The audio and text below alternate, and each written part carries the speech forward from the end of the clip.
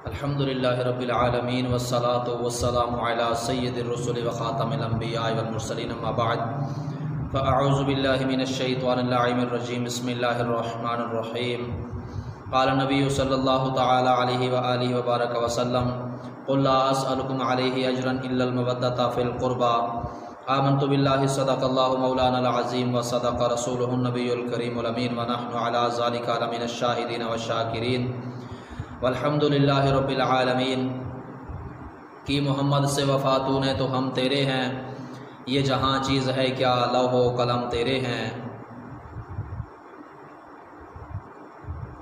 لیا جب بھی نام حسین آنکھوں سے آنسو چھلک پڑے، لیا جب بھی نام حسین آنکھوں سے آنسو چھلک پڑے، پانی کو کتنا پیار ہے اب بھی حسین سے۔ السلام علیکم دوستوں، بزرگوں، بہنوں اور بھائیوں، آج کی اسلامک سٹوریز کے ساتھ میں شجاع آباد میرج کلب کے چینل پر سے میں قاری محمد عمران سب دوستوں، بہنوں، بھائیوں اور بزرگوں کی خدمت میں حاضر ہوں۔ سلام عرض کرتا ہوں، بسم اللہ سے ابتدا ہے میری، آپ سب سدا خوش رہیں، یہ دعا ہے میری۔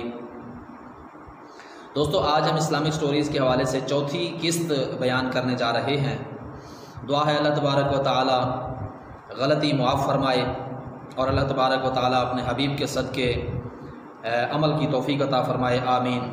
چلیے انتظار کروائے بغیر لیے چلوں گا آپ کو آج کی اسلامک سٹوریز کی طرف، جس کی قسط نمبر 4 انشاءاللہ ہم آپ کی خدمت میں پیش کرنے جا رہے ہیں۔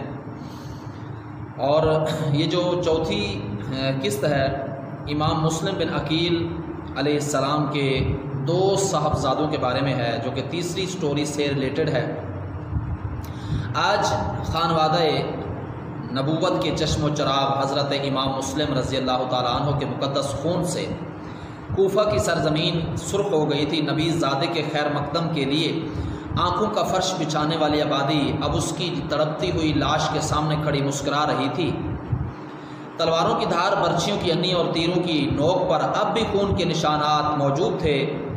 ابن زیاد کے حکم سے حضرت امام کی مقدس نعش کو شاہراہ عام پر لٹکا دی گئی۔ کئی دن تک لاش لٹکتی رہی۔ نبی کا کلمہ پڑھنے والے کھلی آنکھوں سے یہ ہولناک منظر دیکھتے رہے۔ میں اپنی طرف سے کہوں گا کہ وہ کیسے لوگ تھے جو نبی کا کلمہ پڑھنے کے باوجود بھی حضرت امام مسلم کی لاش کو دیکھتے رہے۔ آل رسول کی جان لے کر بھی شکافتوں کی پیاس نہیں بجھ سکی۔ ہائے رے نرنگی عالم، زمین و آسمان کی وسیع کائنات جس کے گھر کی ملکیت تھی، آج اس کی تربت کے لیے کوفے میں ہرگز گز بھر زمین نہیں مل رہی تھی۔ جس کی رحمتوں کے فیضان نے اہل ایمان کی جانوں کا نر اونچا کر دیا تھا، آج اسی کے نور نظر کا خون ارزاں ہو گیا تھا۔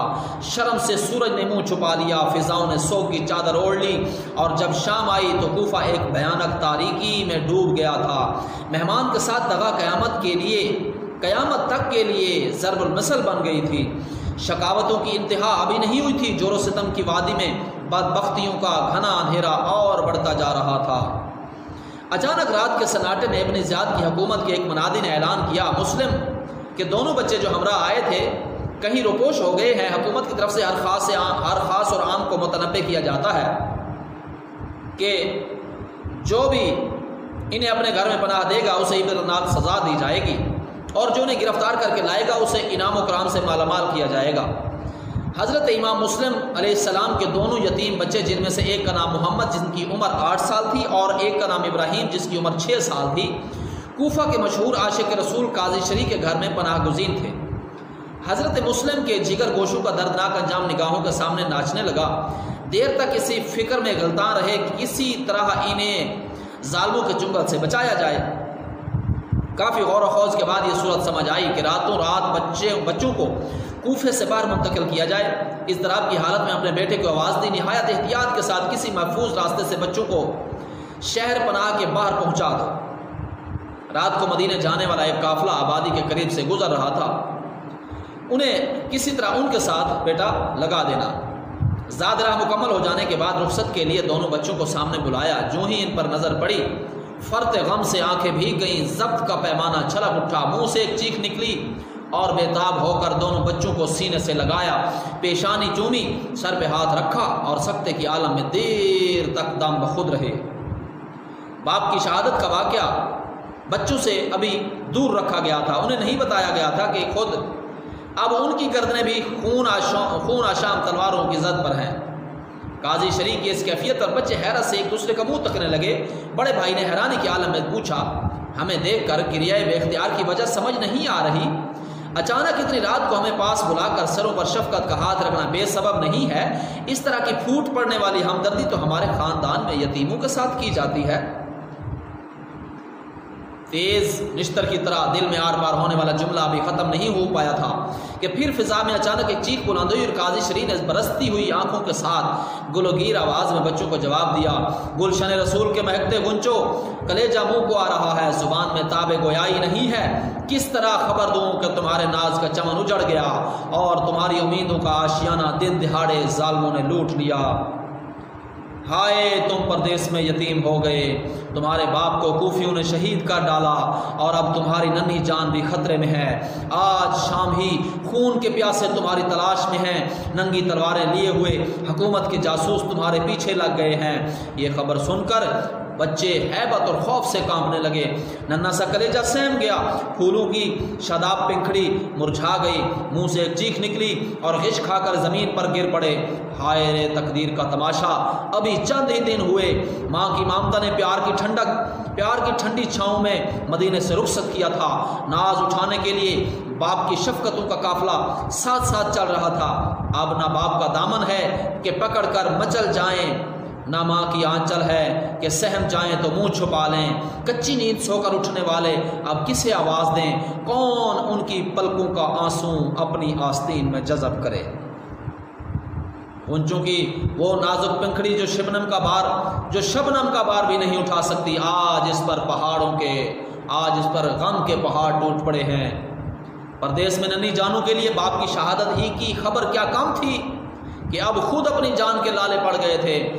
قضائے تیغ برہنہ لیے سر پہ کھڑی تھی، آنکھوں کے سامنے امیدوں کا چراغ گل ہو رہا تھا۔ قاضی شریف سے بچوں کا بلک بلک کر رونا اور پچھاڑے کھا کھا کر کے تڑپنا دیکھا نہیں جا رہا تھا۔ بڑی مشکل سے انہوں نے تسلی دیتے ہوئے کہا، بنو ہاشم کے نونہالو، اس طرح پھوٹ پھوٹ کر مت رو، دشمن دیوار سے کان لگائے کھڑے ہیں، تم اپنے باپ کی ایک مظلوم یادگار ہو۔ میری کوشش ہے کہ کسی طرح تمہیں مدینے کے دارالامان تک پہنچا دیا جائے۔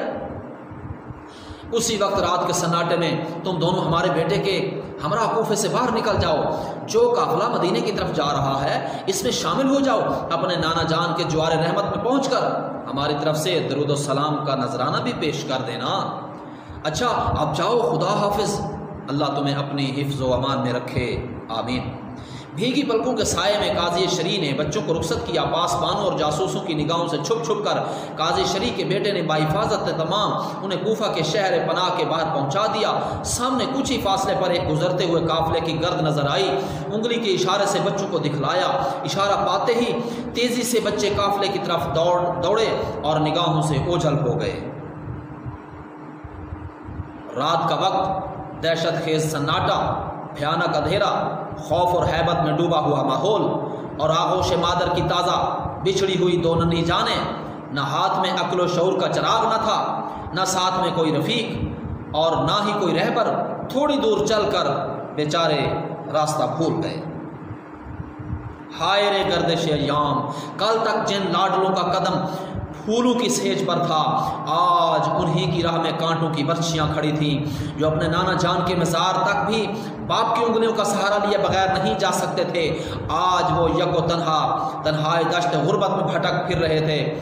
کبھی عادت نہیں تھی، چلتے چلتے گر پڑتے، قدم قدم پر ٹھوکر لگتی، تلووں میں کانٹے چبھتے تو اف کر کے بیٹھ جاتے، ہوا سنسناتی تو دہشت سے کانپنے لگتے، پتے کھٹکتے تو ننھا سا کلیجہ سہم جاتا، درندوں کی آواز آتی چونک کر ایک دوسرے سے لپٹ جاتے، ڈر لگتا تو ٹھٹک کر رک جاتے، پھر چلنے لگتے، کبھی بلک بلک کر ماں کو یاد کرتے، کبھی مچل مچل کر باپ کو آواز دیتے، کبھی حیرانی کے عالم میں ایک دوسرے کا منہ تکتے اور کبھی ڈبڈباتی آنکھوں سے آسمان کی طرف دیکھتے۔ جب تک پاؤں میں سکت رہی اسی کیفیت کے ساتھ چلتے رہے، جب مایوس ہو گئے تو ایک جگہ تھک کر بیٹھ گئے۔ ذرا تقدیر کا تماشا تو دیکھیے کہ رات کا پچھلا پہر تھا، ڈھلتی ہوئی چاندنی ہر طرف بکھر گئی تھی۔ ابن زیاد کی پولیس کا ایک دستہ جو ان بچوں کی تلاش میں نکلا تھا گشت کرتا ہوا ٹھیک وہیں پر آ کر رکا، جو ہی بچوں پر نظر پڑی قریب آیا اور پوچھا تم کون ہو؟ بچوں نے یہ سمجھ کر کہ یتیم کے ساتھ ہر شخص کو ہمدردی ہوتی ہے اپنا سارا حال صاف صاف بیان کر دیا۔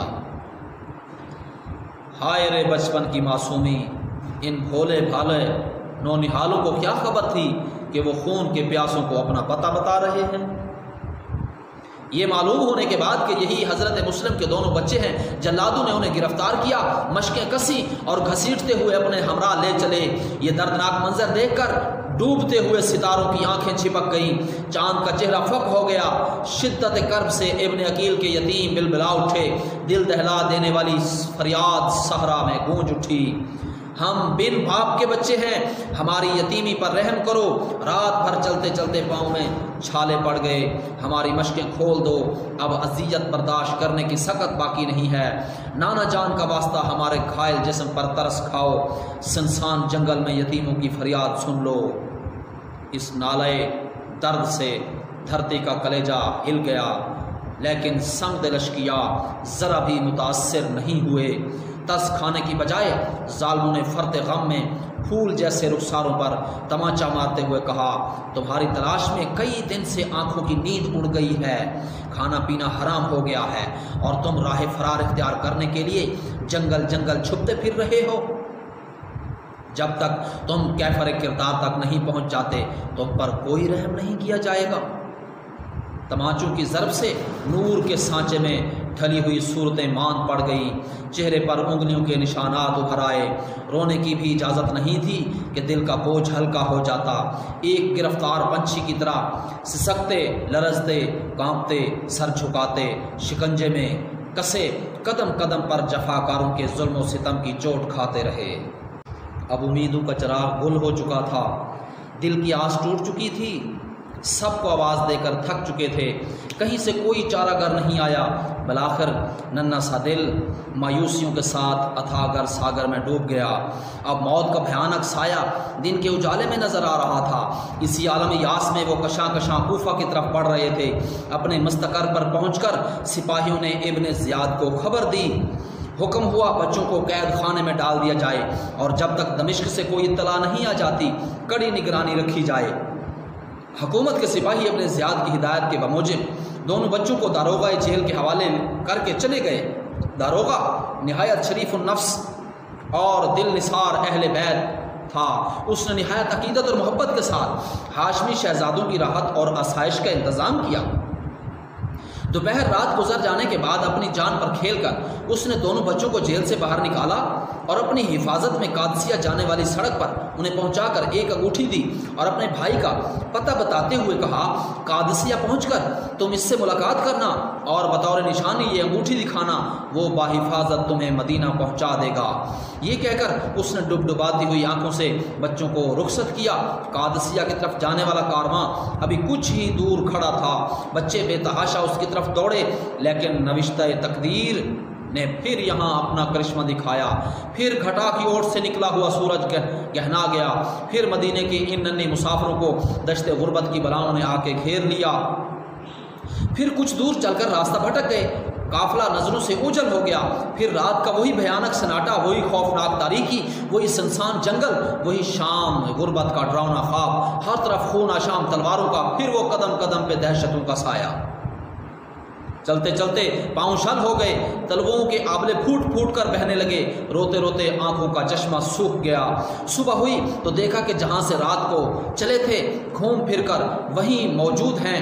ہائے رے تقدیر کا چکر، اس دنیا میں کیڑے مکوڑوں اور چرند پرند تک کا اپنا رین بسیرا ہے، لیکن خاندان نبوت کے دو ننھے یتیموں کے لیے کہیں پناہ کی جگہ نہیں ہے۔ جب سویرا ہو گیا اور ہر طرف لوگوں کی آمد و رفت شروع ہو گئی تو کل کی گرفتاری کا واقعہ یاد کر کے بچے بے قرار ہو گئے۔ دشمن کی نظر سے چھپنے کے لیے ہر طرف نظر دوڑائی، لیکن چٹیل میدان میں کوئی محفوظ جگہ نہیں مل سکی۔ حیرانی، بے چارگی، مایوسی اور خوف و ہراس کے اس عالم میں دونوں بھائی حسرت سے ایک دوسرے کا منہ تکنے لگے۔ ننھا سا دل، کم سنی کی عقل، کچھ سمجھ میں نہیں آ رہا تھا کہ کہاں جائیں، کیا کریں۔ انجام سوچ کر آنکھیں ڈبڈبا آئیں۔ تھوڑی ہی دور ایک چشمہ بہ رہا تھا۔ بڑے بھائی نے چھوٹے سے کہا چلو وہاں ہاتھ منہ دھو لیں، نماز فجر کا وقت بھی ہو گیا ہے۔ خدا کی طرف سے اگر ہمارا وقت آ ہی گیا ہے تو اب اسے کوئی نہیں ٹال سکتا۔ چشمے کے قریب پہنچ کر انہیں ایک بہت پرانا درخت نظر آیا، اس کا تنا اندر سے کھوکھلا تھا۔ پناہ کی جگہ سمجھ کر دونوں بھائی اس میں چھپ کر بیٹھ گئے۔ ذرا سی آہٹ ہوئی تو دل دھڑکنے لگتا، کوئی راہگیر گزرتا تو دشمن سمجھ کر سہم جاتے۔ ایک پہر دن چڑھنے کے بعد کوفہ کی طرف سے ایک لونڈی پانی بھرنے کی غرض سے چشمے کے کنارے آئی۔ پانی میں برتن ڈبونا چاہتی تھی کہ سطح آب پر ایک آدمی کا عکس نظر آیا۔ پلٹ کر دیکھا، دو ننھے بچے درخت کی کھو میں سہمے بیٹھے ہیں۔ سفید پیشانی سے نور کی کرن پھوٹ رہی تھی، لالا کی طرح دمکتے عارض پر موسم خزاں کی اداسی چھا گئی تھی۔ لونڈی نے حیرانی کے عالم میں دریافت کیا، اے گلشن دل ربائی کے نو شگفتہ پھولو، تم کون ہو، کہاں سے آئے ہو؟ ایک بار کے ڈسے ہوئے کچھ جواب دینے کی بجائے خوف و دہشت سے لرزنے لگے۔ پھوٹ پھوٹ کر بہنے والے آنسو سے چہرہ شرابور ہو گیا۔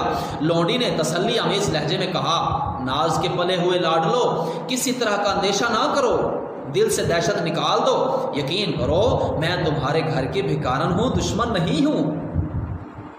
تم نہ بھی اپنا ٹھکانہ بتاؤ، جب بھی تمہارا یہ نورانی چہرہ سمجھنے کے لیے کافی ہے کہ تم بی بی فاطمہ کی جنت کے پھول ہو۔ سچ بتاؤ، کیا تم ہی دونوں امام مسلم کے نونہال ہو؟ لونڈی نے چہرے کی بلائیں لیتے ہوئے کہا، فلک نشی شہزادو، کیڑے مکوڑوں کے بھٹ سے باہر نکل آؤ، میرے دل میں بیٹھو، آنکھوں میں سما جاؤ۔ لونڈی کے اصرار پر بچے درخت کی کھو سے باہر نکلے اور ہم درد غم گسار سمجھ کر اس سے اپنا حال بیان کر دیا۔ ان کی دردناک سرگزشت سن کر لونڈی کا کلیجہ ہل گیا، آنکھیں ساون بھادوں کی طرح برسنے لگیں۔ دل کی بے قرار کیفیت پر قابو پانے کے بعد بچوں کو چشمے کے کنارے لے گئی، آنسو پوچھے، منہ دھلایا، بالوں کا غبار صاف کیا اور انہیں دلاسا دیتے ہوئے محفوظ راستے سے اپنے گھر لائی۔ اس کی مالکہ بھی خاندان اہل بیت سے والہانہ عقیدت رکھتی تھی۔ اپنی مالکہ کے سامنے دونوں بچوں کو پیش کرتے ہوئے کہا، خوش نصیب بی بی، چمنستان فاطمی کے 2 پھول لے کر آئی ہوں۔ یہ دونوں امام مسلم کے لاڈلے بیٹے ہیں، بن باپ کے یتیم بچے ہیں، پردیس میں ان کا کوئی نہیں ہے۔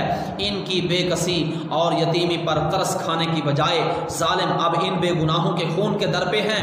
خوف و دہشت سے ننھا کلیجہ سوکھ گیا ہے۔ ہاشمی گھرانے کے یہ دونوں لال ڈر کے مارے درخت کی ایک کھو میں چھپے ہوئے تھے۔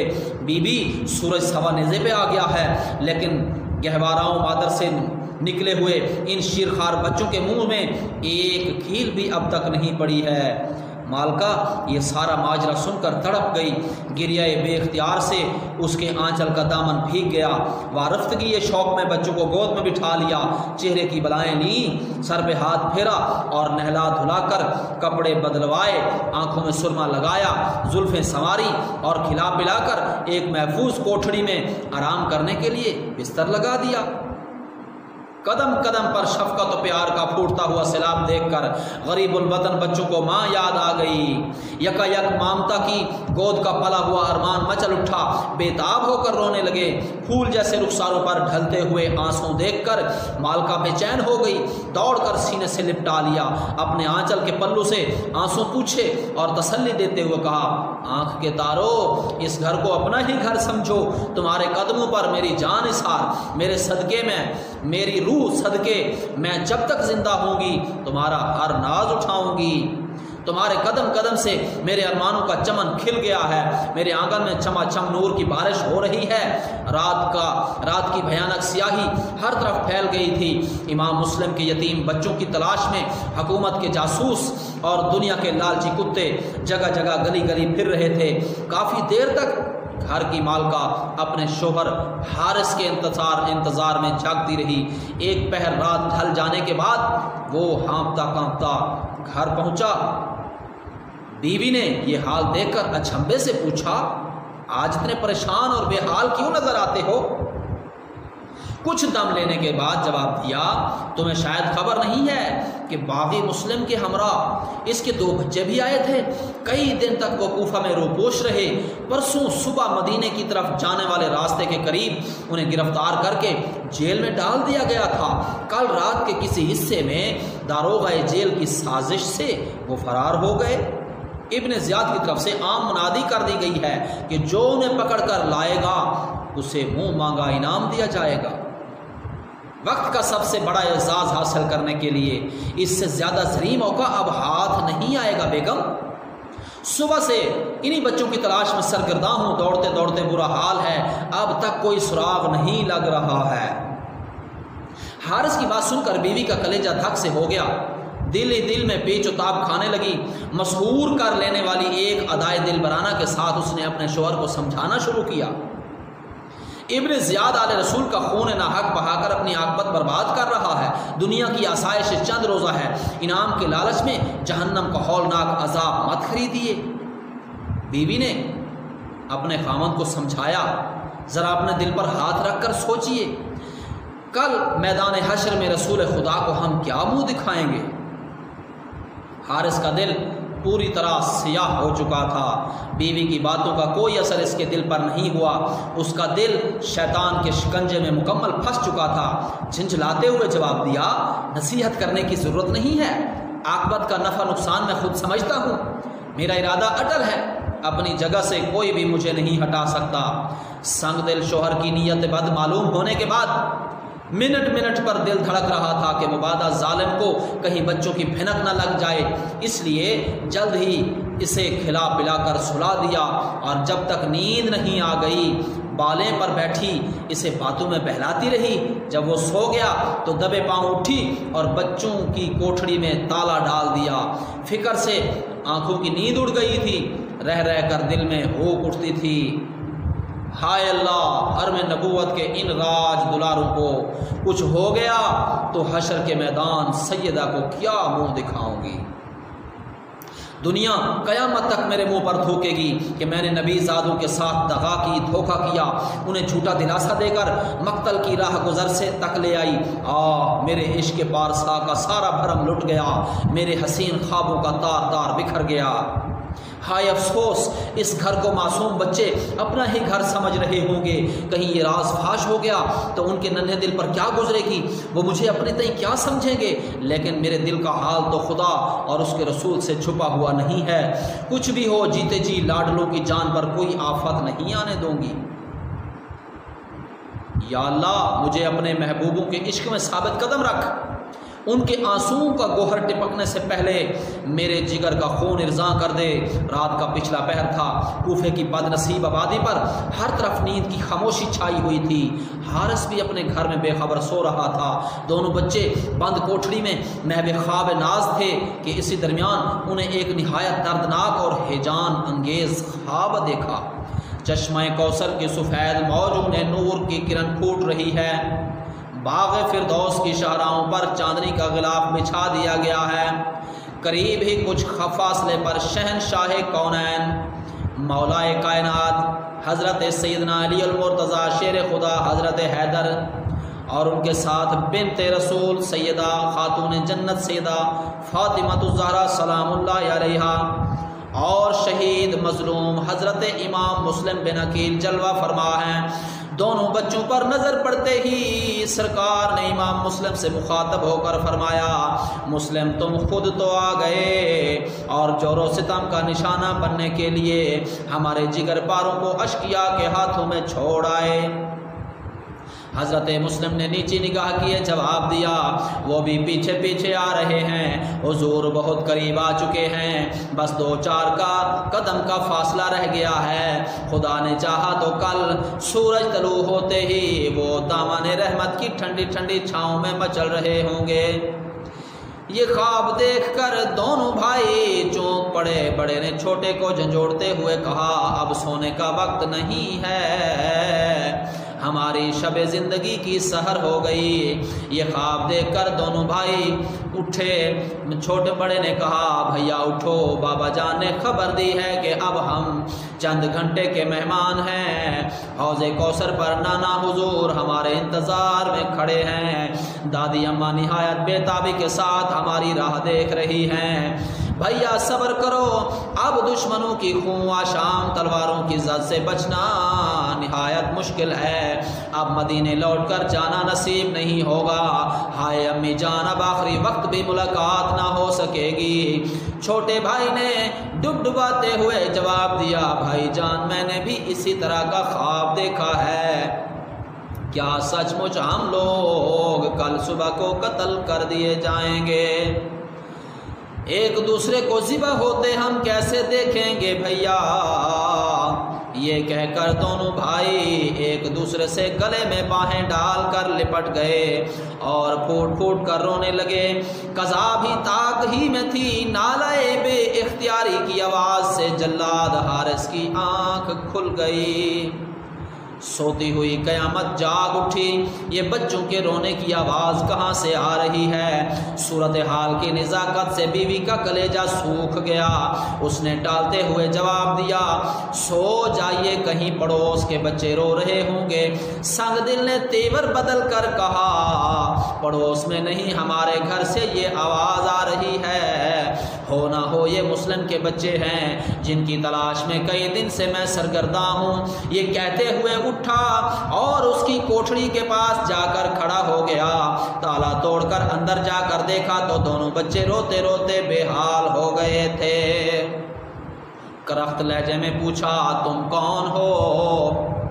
اچانک اس اجنبی آواز پر بچے سہم گئے، لیکن چونکہ اس گھر کو اپنا دارالامان سمجھے ہوئے تھے، یہ کہتے ہوئے ذرا بھی تامل نہ ہوا کہ ہم امام مسلم کے یتیم بچے ہیں۔ یہ سن کر ظالم غصے سے دیوانہ ہو گیا، میں تو چاروں طرف ڈھونڈ ڈھونڈ کر ہلکان ہو رو رہا تھا، اور آپ لوگوں نے ہمارے گھر میں عیش کا بستر لگایا ہے۔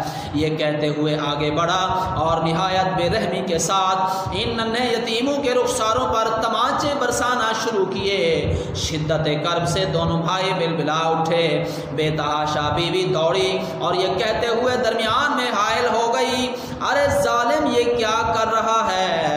ارے فاطمہ کے راج دلارے ہیں، ان کی چاند جیسی صورتوں پر ترس کھا، ہاتھ روک لے ستمگر، جنت کے پھولوں کا سہاگ مت لوٹ، چمنستان قدس کی نازک کلیوں کو گھائل مت کر، باپ کے دکھیاروں کا کچھ تو خیال کر ظالم۔ پھر مامتا کی جھونک میں اٹھی اور اس کے قدموں پر اپنا سر پٹکنے لگی، لے میرا سر کچل، اپنی ہوس کی آگ بجھا لے، لیکن فاطمہ کے جگر پاروں کو بخش دے۔ غصے میں چور سنگ دل شوہر نے اسے اتنے زور کی ٹھوکر ماری کہ وہ پتھر کے ایک ستون سے ٹکرا کر لہو لہان ہو گئی۔ تماچا مارتے مارتے جب تھک گیا تو شقی ازلی نے دونوں بھائیوں کی مشقیں کسی اور غلاف کعبہ کی لٹکتی ہوئی زلفوں کو زور سے کھینچا اور آپس میں ایک دوسرے کے ساتھ باندھ دیا۔ سارے دہشت کے مارے بچوں کا خون سوکھ گیا، حلق کی آواز پھنس گئی، آنکھوں کے آنسو جل گئے۔ اس کے بعد یہ بدبخت یہ کہتا ہوا کوٹھڑی سے باہر نکل آیا، جس قدر تڑپنا ہے صبح تک تڑپ لو، دن نکلتے ہی میری چمکتی ہوئی تلوار تمہیں ہمیشہ کے لیے چین کی نیند سلا دے گی۔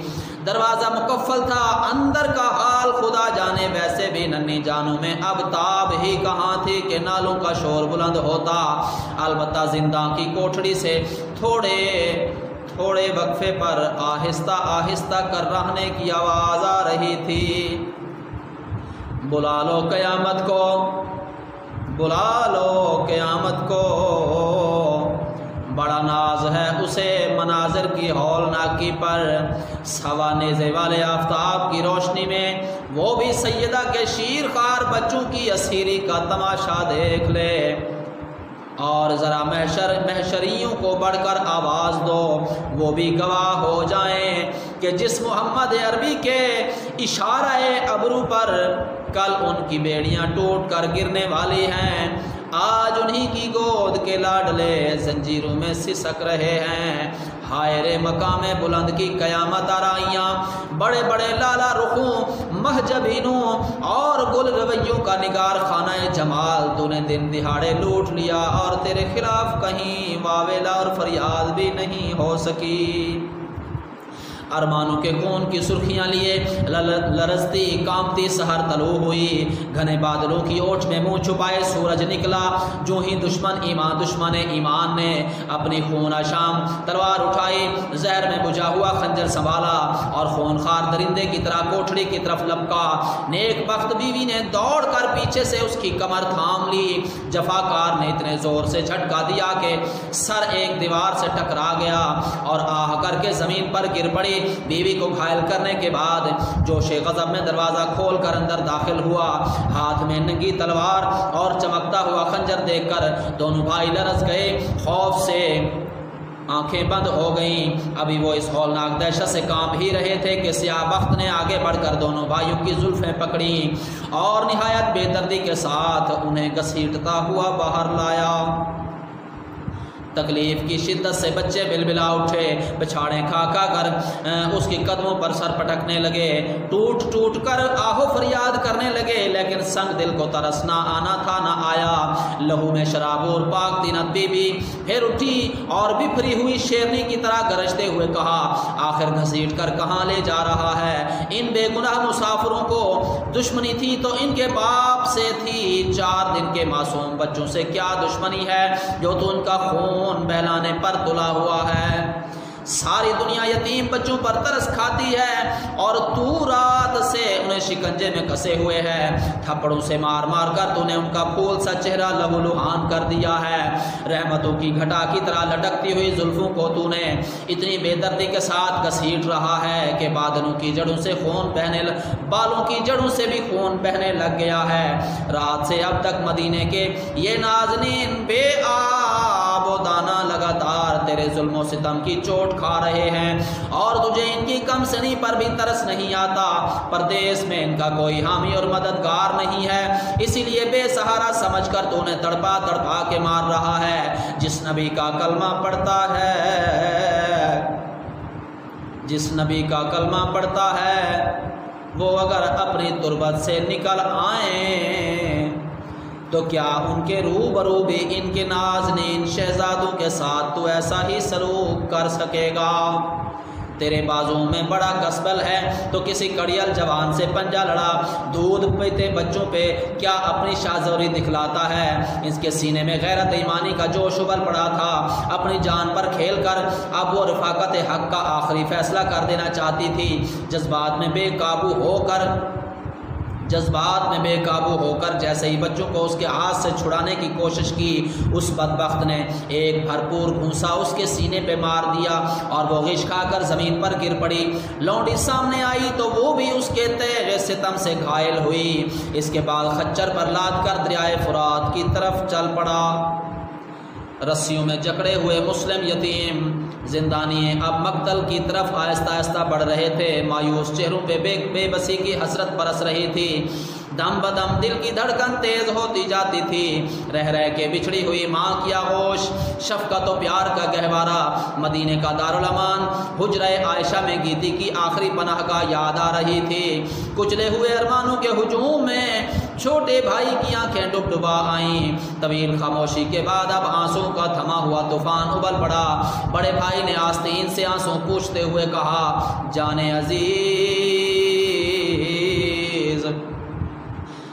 عزیز صبر کر ہمت سے کام لو، اب زندگی کی گنتی کی چند سانسیں باقی رہ گئی ہیں، انہیں بے تابیوں کے ہجان سے رائے گاہ مت کرو۔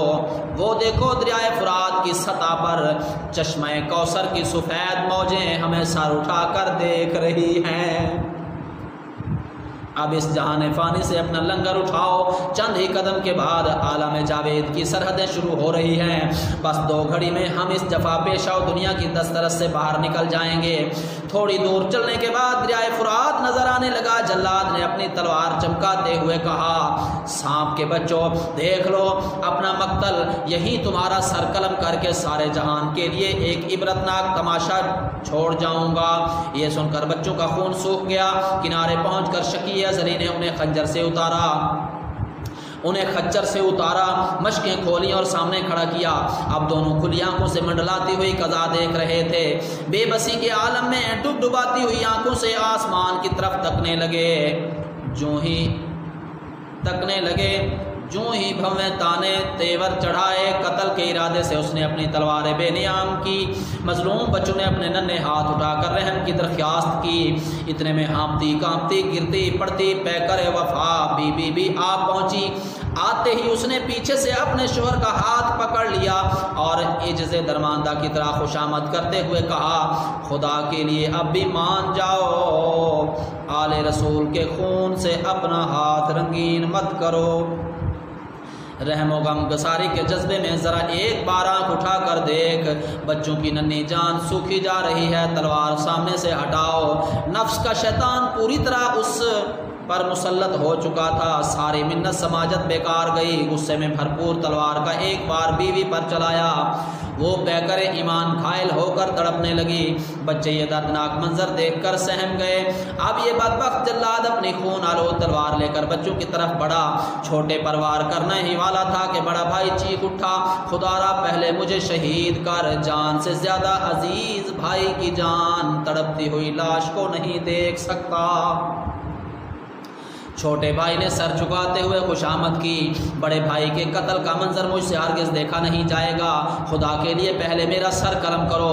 اس لرزہ خیز منظر پر عالم قدس میں ایک ہنگامہ برپا تھا۔ شہنشاہ کونین حضور تاجدار دو عالم نور مجسم، شہنشاہ بنی آدم، رسول محتشم صلی اللہ تعالی علیہ وبارک وسلم کلیجہ تھامے ہوئے مشیت کی ادا پر صابر و شاکر کھڑے تھے۔ سیدہ کی روح مچل مچل کر عرش الہی کی طرف بڑھ رہی تھی کہ عالم گیتی کو تہ و بالا کر دے، لیکن قدم قدم پر سرکار کی پرنم آنکھوں کا اشارہ انہیں روک رہا تھا۔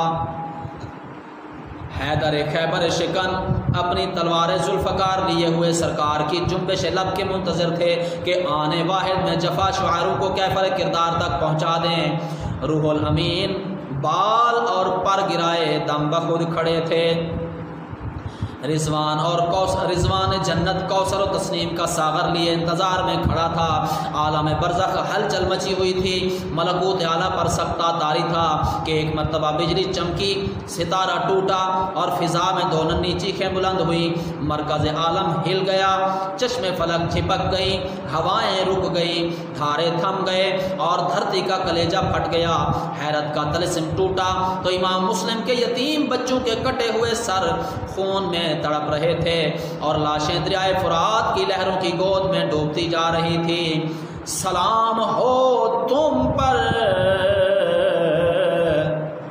سلام ہو تم پر اے محمد و ابراہیم، اے امام مسلم کے راج دلارو، تمہارے مقدس خون کی سرخی سے آج تک گلشن اسلام کی بہاروں کا سہاگ قائم ہے۔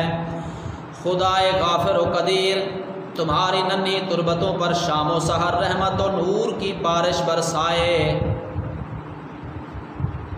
خدائے غافر و قدیر تمہاری ننھی تربتوں پر شام و سحر رحمت اور نور کی بارش برسائے۔ کون کہتا ہے